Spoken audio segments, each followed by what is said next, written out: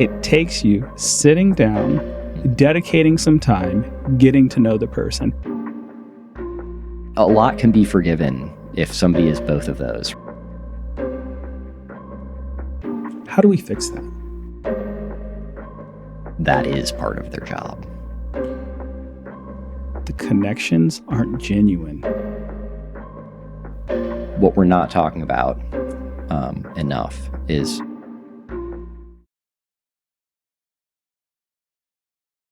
Welcome to Melding Minds. I'm your host, Clarence Abercrombie, and today I'm joined by Neil Pfau. He is a 14-year veteran and a TACP. For those in our audience who don't know what a TACP is, what's a TACP? So TACP officer, we primarily do liaisoning with other services. For the most part, we do liaisoning with the Army. That's who has been our primary customer with this. And when you think of the Army and what they want from the Air Force, what they usually want us to do is, drop bombs. So that's a primary thing that we focus on is how do we do close air support? So that's doing air-delivered ordnance on ground targets in close proximity to friendly forces. What do you think was the hardest aspect of your training? I think that's a good question. And I think it kind of depends if you talk, mentally or physically. Physically, it's a 4-month training course that I went through, and it beats you down mentally, waking up every morning at 3:30, 4 in the morning, going out and PTing before sunrise. And then when we were out at field, we had a guy quit on, I think, the first day because it was so cold. He just couldn't handle it. And after, this is 2 months in of this daily grind, and he finally just gave up because he couldn't handle the cold on it. Mentally, I'd probably say when you actually get to the point and you start realizing how much effect you can have on the battlefield, like that if you screw up, you could kill a lot of the wrong people, whether that's civilians, friendly soldiers, things like that. And realizing that you need to trust yourself and trust your training, or you just need to get out. Switching gears. Yes. You're married. Yes. How long have you been married? I've been married since December of 2017. So that would put me at 7 years. How'd you guys meet? So we met, she was a cadet. I was a new second lieutenant, and she needed a date for a ring dance at the Air Force Academy. Nice. And her friend was friends with me and my brother, and her friend wanted to go with my brother. And she thought she would hook her single friend up with the other twin.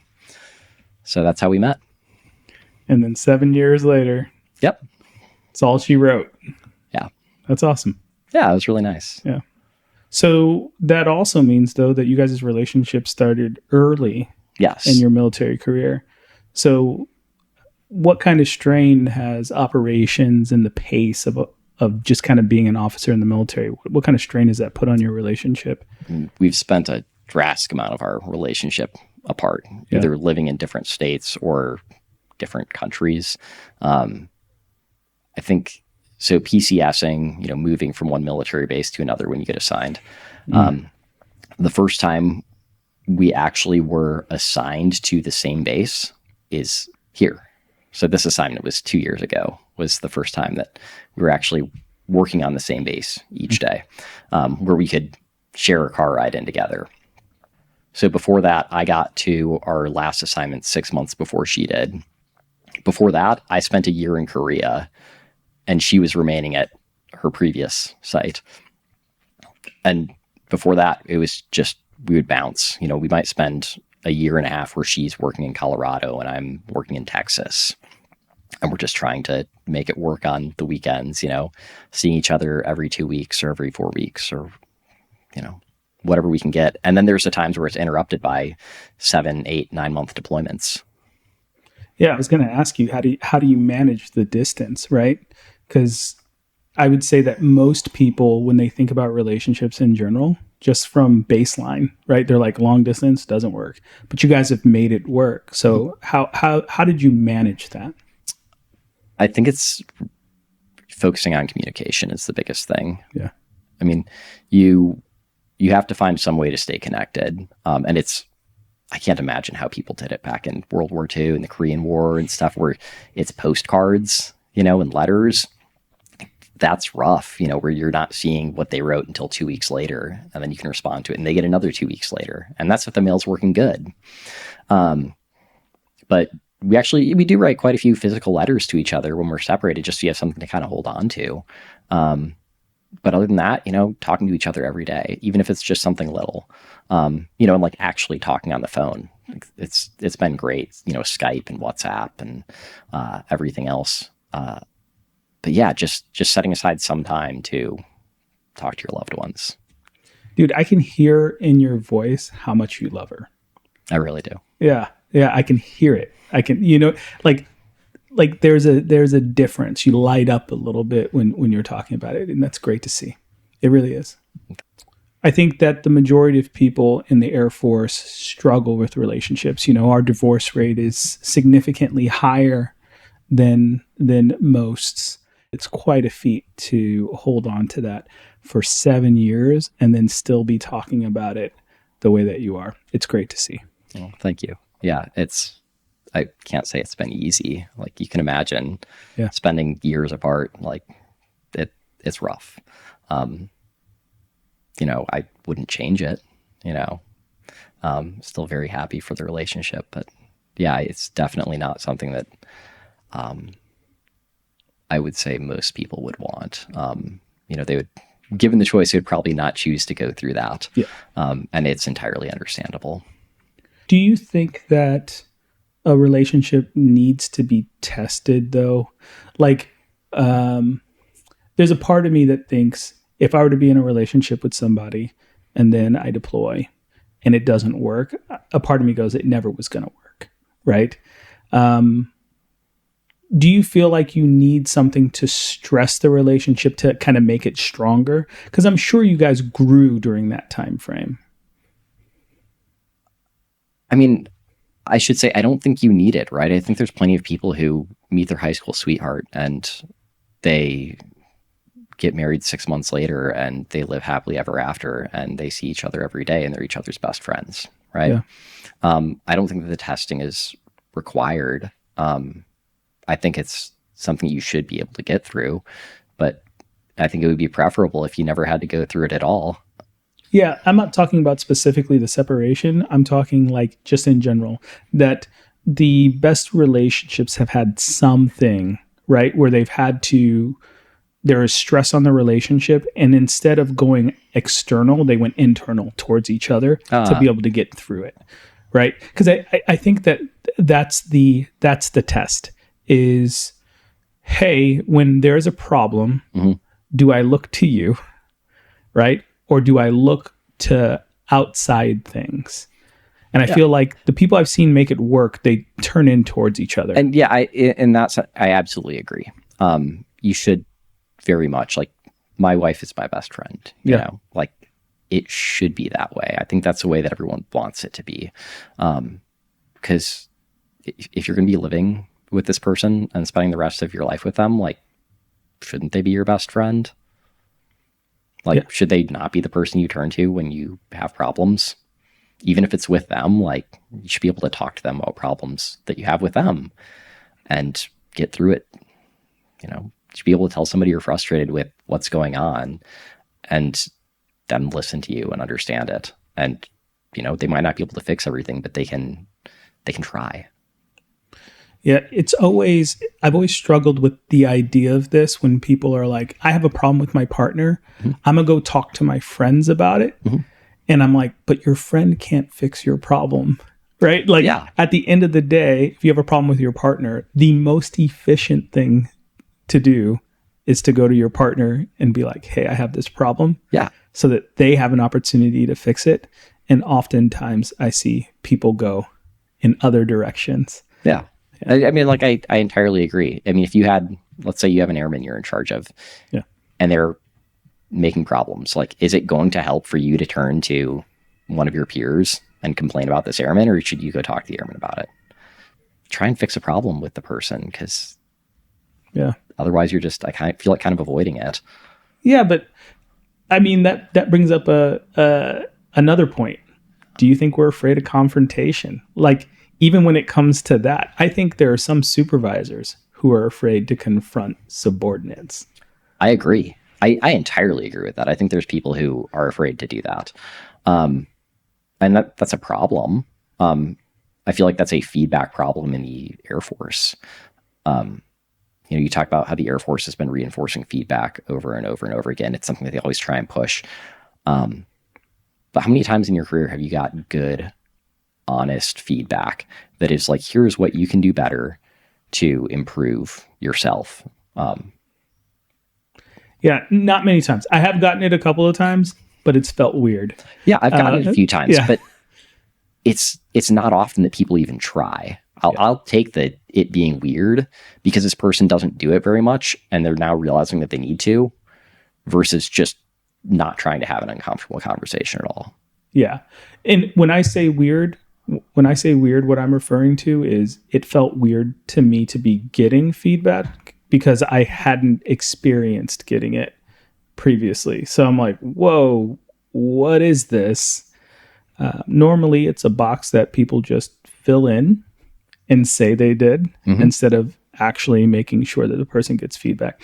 If we were truly honest about, hey, if you didn't give this person feedback, then you can't mark them down on anything, I think there'd be a lot of people with some pristine performance reports. Yeah. I mean, I think that is kind of why a lot of the stuff was there, because they're like, I remember like when I was younger they were like, hey, if you haven't actually documented the feedback, you have no standing to mark people down. And firewall 5s were common. You mark everybody 100% on everything. And did it make the Air Force better? I don't think so. So Neil, what is a difficult conversation that, as a community, that we should be having, that we're not having? And where should that conversation begin?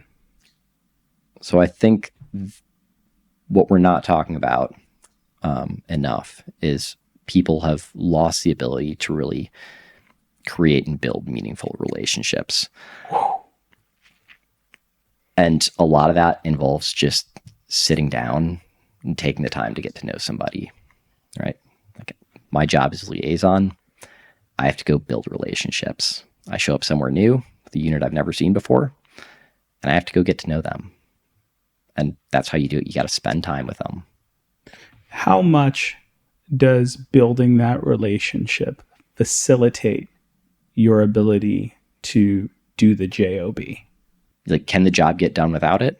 Most of the time, yeah. Will it get done as well? Like, no.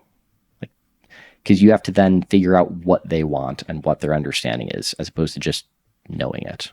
I know what he wants. I know what she needs, right? I've talked to them about it. I know what their priorities are, what their values are, and I can deliver on that.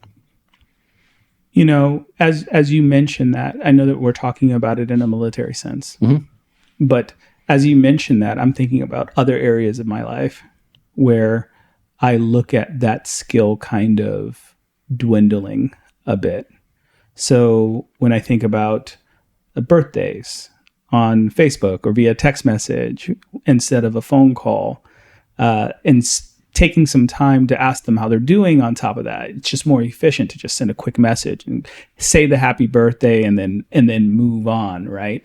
When it comes to even spending birthdays with people, that used to be something that we would take trips for, and now it's okay, I'll video chat. So technology in some ways has made us more connected, but it has also kind of disconnected us.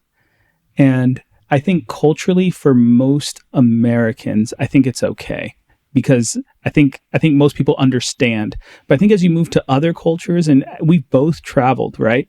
As you move to other cultures, I think it becomes blatantly obvious that we are not that great at building those meaningful relationships. We want to get in there as quickly as possible and then get out.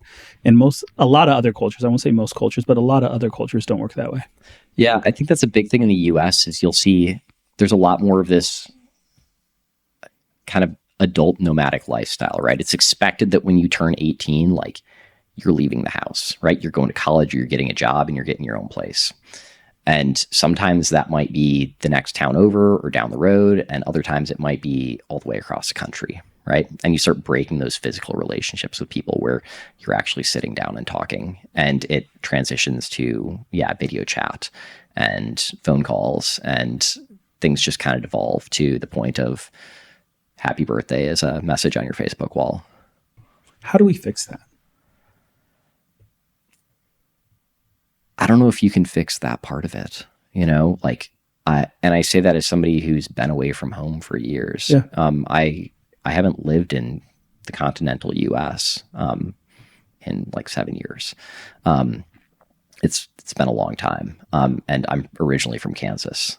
So like, I don't see my family very much unless I take a deliberate trip back. And I know that there's lots of other people where if they live just across the country, it might not be feasible to travel home regularly. I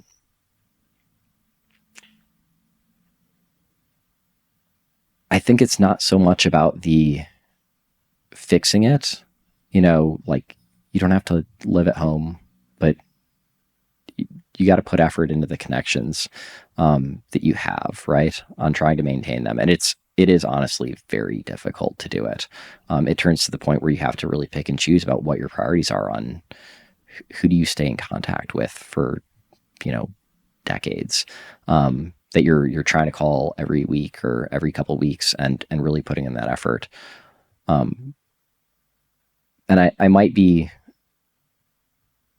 thinking this more, when I was younger, right? You would take the Myers-Briggs personality test. I'm sure you probably took one as a child. And I remember first letter on mine was I, right? Introvert as opposed to extrovert. And the thing they said about introverts was, it's not that you don't have friends. It's just that your circle is smaller, right? It's a smaller number of high quality relationships as opposed to a larger number that get less time each.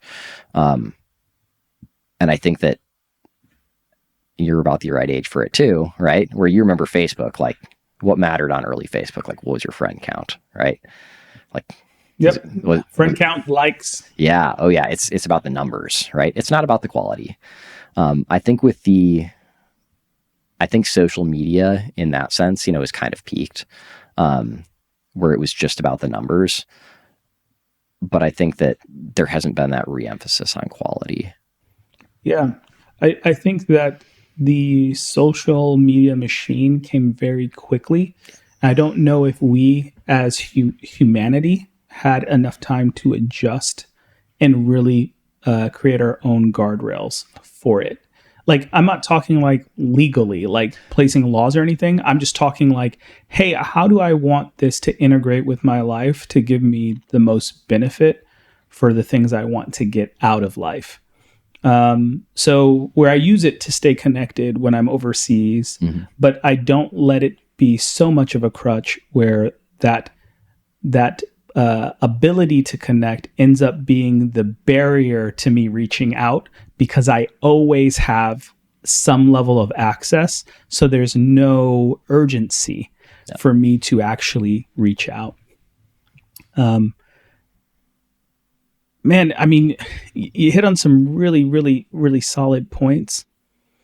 I think for me, as I'm thinking about it, as you were talking, I think that, and this is one of the missions of this channel, is to approach relationships from a place of curiosity.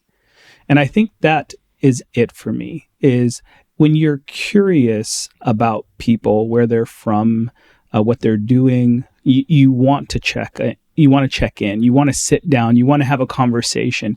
You want to go, hey man, like what's going on with you? And you have an actual desire to know the answer. I can't tell you how many times I've walked by somebody and said, how you doing? And their response was, how you doing? Oh yeah. Right? like there's absolutely no desire for the conversation to go any further than that. And I would assume that there are non-English speakers who hear that, who are like, what is that? You guys said nothing. And it's like, yeah, but we kind of said something. Yeah. It's culturally acceptable, but should it be? I've definitely had times where I ask somebody how they're doing, and I mean, how are you doing? Like, I want to hear how you're doing. And they kind of brush it off, and then they're actually surprised. But I'm like, no, how are you actually doing? And I'm sure you've had that same thing before.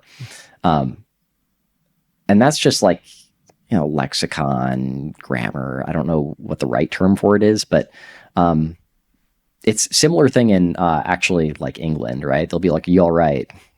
And that's just a greeting. It's how you doing. They don't really expect an answer to it. But I feel like it's not just an American thing. It's a greeting in a sense, but it's a very shallow one. But it also is like, if I was to ask you, "Are you all right?" Yeah. Like, I would look at it and I would go, "I'm doing okay." If I'm doing okay, if I'm not doing okay, I'd be like, "Man, just dealing, just trying to get through," or something like that. Yeah. But I'm just saying it's interesting how in, multiple, at least English speaking countries, an actual like request for information about your emotional well-being is essentially just relegated into a non-question. But do you think that is because we have communicated over time that it's not a genuine question? Yes, I do. Right? Like, at the end of the day, we all respond to the inputs that we're presented with. Mm-hmm. And if somebody asks me, "How am I doing?" enough times, and I try and respond and they just kind of keep walking, it gets to a point where I'm like, okay, no one actually really cares how I'm doing. They're just saying it because it's kind of like a greeting. And then that becomes the shared understanding. I was reading an article that suggested that we're the loneliest that we've ever been, like, as a society, that we feel more lonely than our grandparents felt, than our parents felt. And for me, when you look at the technology, you go, that shouldn't be the case. We're the most connected we've ever been. So how is it possible that we feel so lonely? And I think that what it really boils down to is that the connections aren't genuine. Mm-hmm.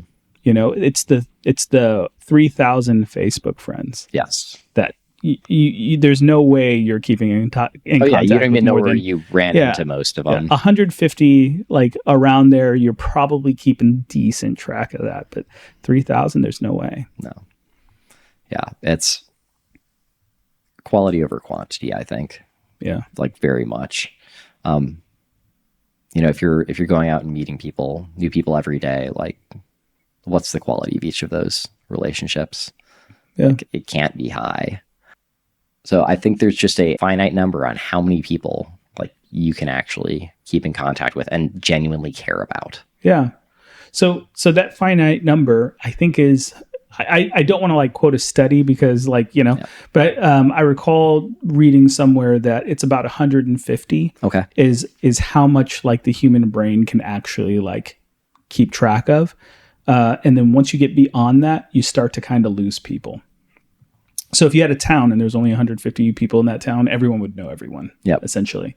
And then you move to a city that's double that, and then you'd know probably about half of the people. But that 150 is about where it stays. Which leads me to my next question. Mm-hmm. What is important for you? What's important in friendships and relationships? What are the traits that you look at and you go, that is someone who I want to keep around in my life? I mean, I'd say, trustworthiness, is a huge thing. Kindness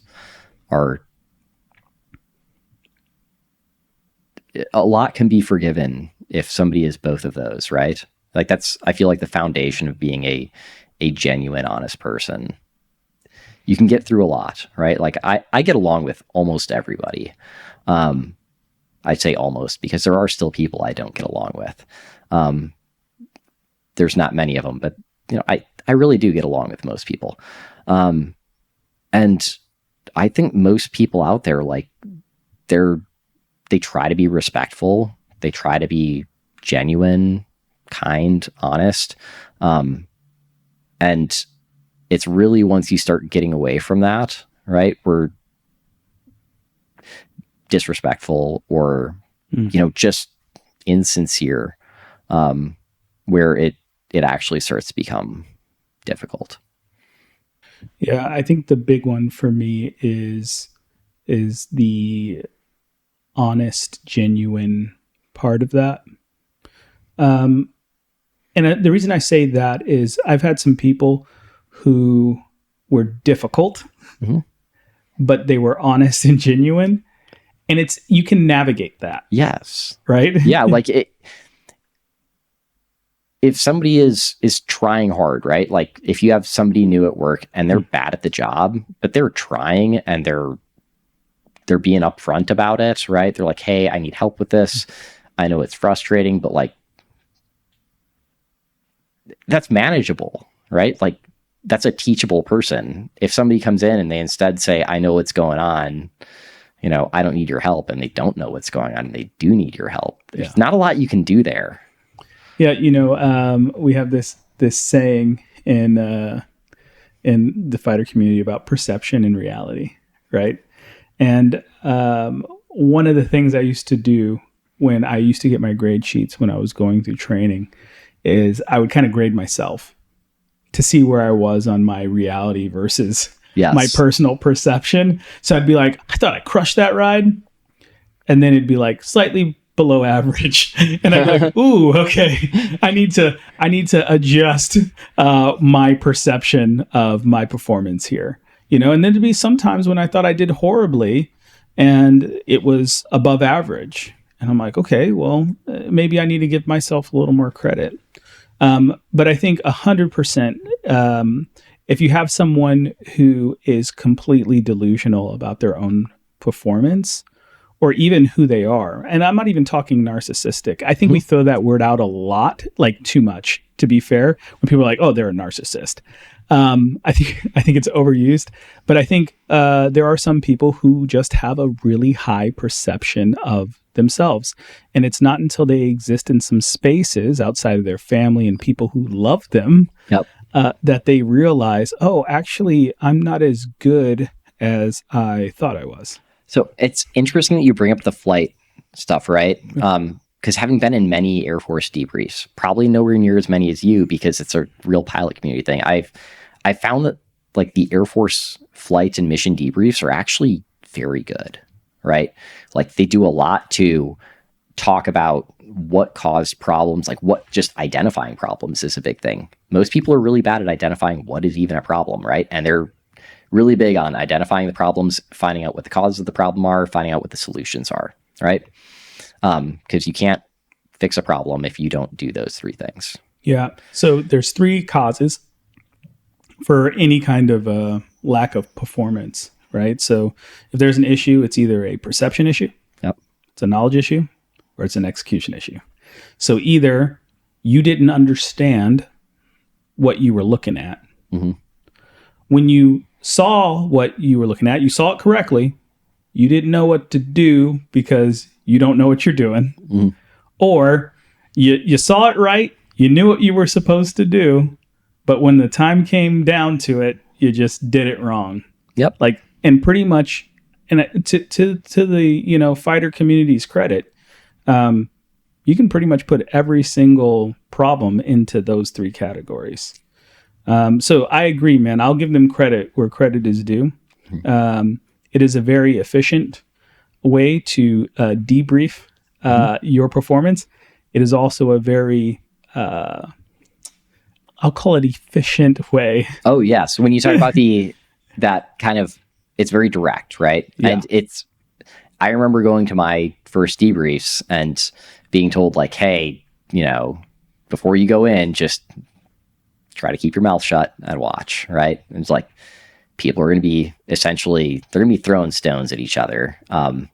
And some are probably going to head your way. Like, try and be professional. Don't take it personally, because it can feel really personal when people are turning and saying, you screwed up this way. And they don't mean, Clarence, you're a terrible person because you messed this up. They're trying to just identify it and then start moving on with the problem. Yeah. Identify what happened, why it happened, how to fix it. So you're supposed to give an instructional fix, right? Yes. So, okay, cool. It's a perception issue. The reason why we're asking perception, knowledge, execution is because based on that, I can tell you how to fix it. Yes. If it was a perception problem, I go, okay, well, what were you looking at? I was looking here and here. See, that's the problem. You should have been looking here and here, right? If it's a knowledge problem, I'd be like, hey man, like this is where you need to read up on this and you need to increase your knowledge base in that area. If it's an execution problem, then I can walk you through the mechanics of what you're doing, right? So there's a purpose behind all of it. I will say this though, when you're in that room, and this is a life lesson, right? And it's funny because I normally, when people try and take life lessons from flying, I'm like, don't do that. But here I am doing it. But this is a life lesson, is when you get called out because you didn't do something right, you will have the internal desire to want to defend yourself and make excuses. But the best thing you can do, one, is be honest about what it is so you can get the right instruction. So that's the first thing, right? The second thing is own it. Own it. The third thing and final thing is do better. Yes. Right. So you don't suck in the future. Oh yeah. And that was my big thing, was just trying to be like, don't make the same mistake twice. Right. I get feedback that I did this thing poorly. It's like, well, I'm going to do that thing better. Right. It might not be perfect, but I'm going to do better on that. I'm going to make sure that it's not as much of a problem on the next mission, the next exercise, and trying to continuously improve. One of the reasons that I did want to highlight this, though, the Air Force being excellent at debriefs in that sense of feedback, is to just circle back around to how not good they are at giving actual personal feedback on like leadership and, job performance. Yeah. Because it's interesting that in one sense we have what I think is a very good system for improving people and improving their ability to complete the mission. And then you look at another skill set, right? Like leadership, followership, day-to-day getting the job done outside of a jet, and it's worlds apart. We do a really good job of getting people in. We don't do a good job of keeping them.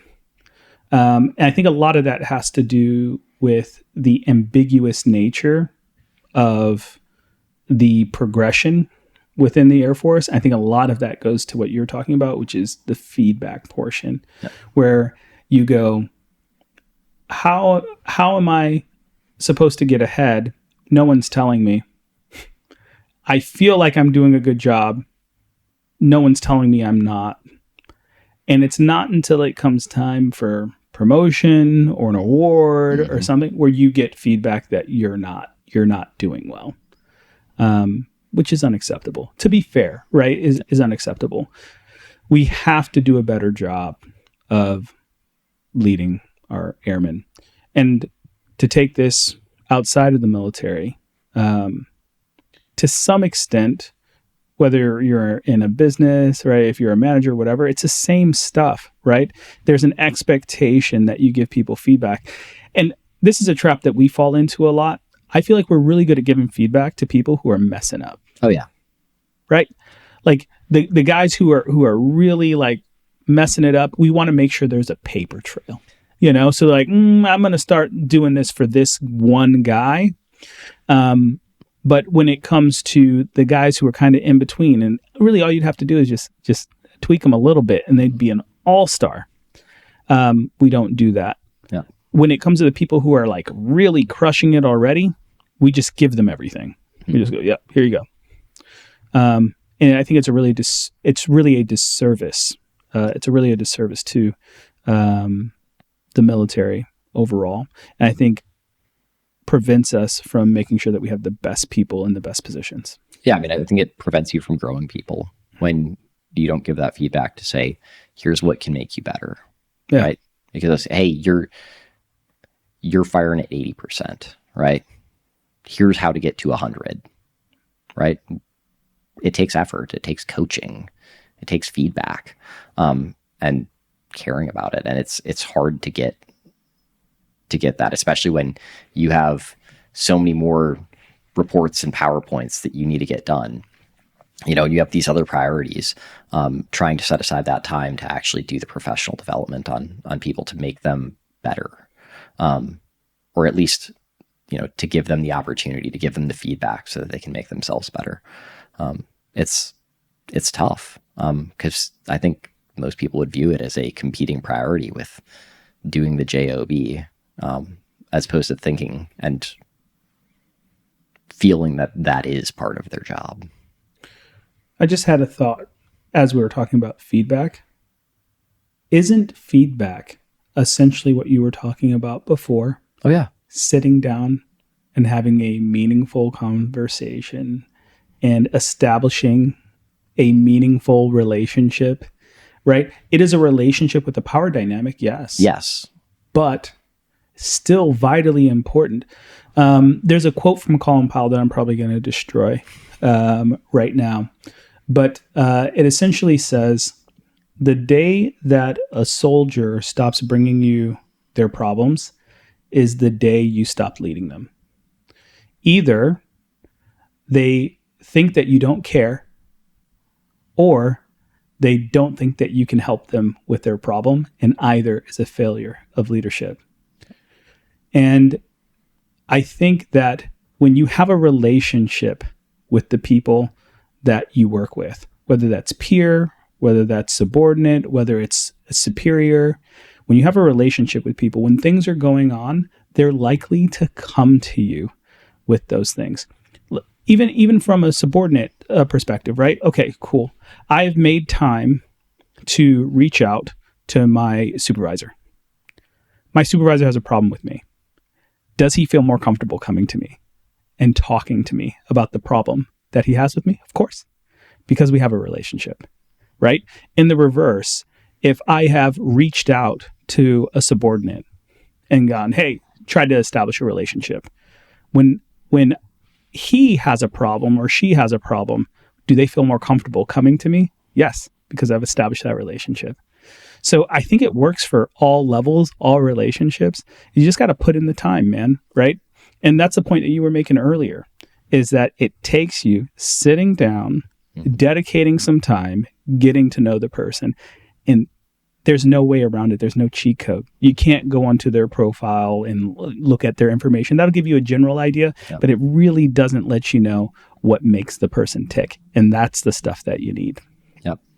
Yeah, it's time consuming, but it doesn't have to be painful. Like, a lot of it's sitting down and talking to a person and just having a good conversation, like this. Yeah. You don't need to, it's not like I'm building a checklist, like, oh, what's your birthday? What's your spouse's name? How many pets do you have? Your in-processing checklist information. Yeah. That doesn't let you get to know somebody. Yeah. It's a survey. Yeah, exactly. It's the stuff you fill out. Hey, tell me a fun fact about you. What's your hobby? Like, okay, that's very shallow. Yeah. Like, who has ever used that, by the way? Who's ever used the sheet? It's like, oh, this is my hobby. Yeah. I've never heard of anyone using it. I think the most that somebody will see is they'll be like, oh, this guy's really into fly fishing. I'm into fly fishing too. Let's talk about fly fishing. But yeah, to be honest, I haven't even seen that. Yeah. Me personally. But if there's someone out there using that, more power to them, but I think a lot of that stuff is just surface level and it's box checking. Oh yeah. They're doing it because someone said that they needed to, or it's on some checklist. And so people do it because they don't want to be told that they didn't do the checklist. And it's missing the forest for the trees. Yep. So speaking of this, I saw a funny thing. I think it was a joke online, but it was basically said, why don't people just do a podcast in real life where they just sit down and talk to each other and have a drink?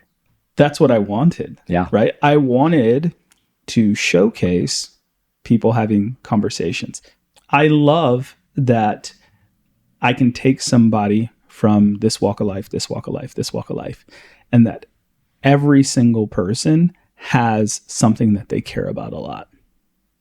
I think I talk about this in another podcast, but I love the word Sonder. It's like my new favorite. Sonder? Sonder.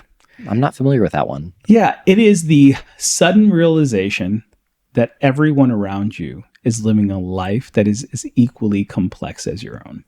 Yeah, that's nice. Just the realization that everyone else around you has their own things and their own priorities, and it's just as important as yours. Yeah. Everyone has something that they're struggling with. Yeah. Everyone has their good days. Everyone has their bad days.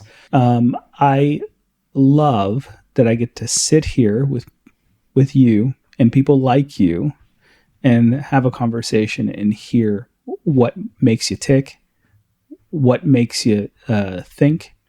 What are you concerned about? How much you love your wife? Like I love being able to do that. And I want to thank you for coming out and allowing me to do that today. Yeah, absolutely. I'm happy to be here. I'm really glad that we got to do it. Before you headed out, thank you for joining me today. Thank you for having me. All right, everyone. See you next time.